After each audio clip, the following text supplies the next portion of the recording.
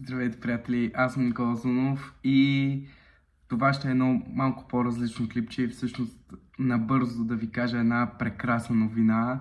Най-сетне една моя мечта стана реалност, сбъдна се и то благодарение на мен всъщност и с много усилия се случи това нещо. В момента да държа моето бижу, а именно той. Това е първата ми самостоятелна книга. Просто ето ме. Останали са още малко бройки от книгата, така че ако имате интерес, може да ми пишете в Instagram, който е ето тук, на лично съобщение или отдолу в коментарите.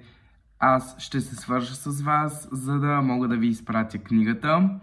Книгата струва 35 лева, идва с лично послание, автограф и специален разделител. Ето го и него. Така че всичко както си му е реда. Малко повече за книгата. Написах я за около няколко месеца и наистина това е любовната история, която на мен искам да ми се случи.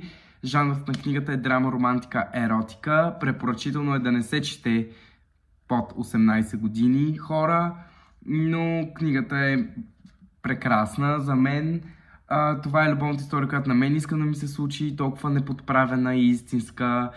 Разказва се за Дани, който в момента има семейство, т.е. жена и дете, но не се чувства толкова обичан както преди. Не се чувства добре във връзката си с жена му, а жена му през цялото време се опитва да му помогне и да го вкара в правилния ред и да се заобичат отново както преди. Но за съжаление Дани не е на това мнение и просто не го чувства отвътре. Той постоянно си мисли за неговата най-голяма любов. Всъщност неговата най-голяма любов е едно момче, което са се запознали когато са били студенти и изживяват едни прекрасни мигове заедно до един съдбоносен момент, когато се случва инцидент и всъщност пътищата им се тотално оплитат и се разделят.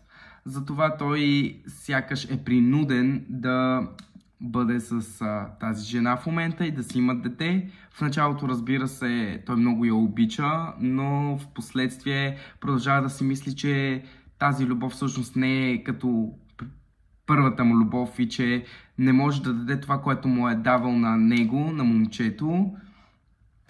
И всъщност се замисля дали реално първата му най-голяма любов ще си остане завинаги в сърцето му и винаги ще я помни такава каквато е, истинска и неподправена, или ще се примири всъщност с жена му и ще трябва да намерят начин път към себе си. И да, до тук ще спра с историята, защото е хубаво да започнете без да знаете нищо или просто да знаете това, което ви казах, защото от тук нататък всичко, което ще ви кажа е спойлер. Така че книгата е 540 страници, дълга е, но се чете изключително бързо, има секс сцени, предупреждавам, има невероятни драматични моменти.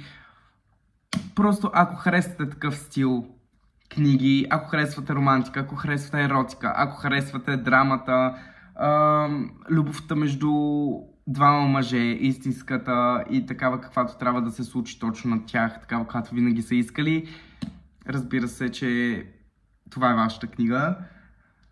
Както казах, за поръчки може да ми пишете на лично съобщение в Instagram или в Facebook. Ники Озунов се пиша. Instagram ми е тук, отново ви го показвам, така че пишете ми, защото останаха прекалено малко бройки, които чакат своите читатели и ще се радвам вие да сте един от тях. Така че, приятно четене и дерзайте! Хубаво лято!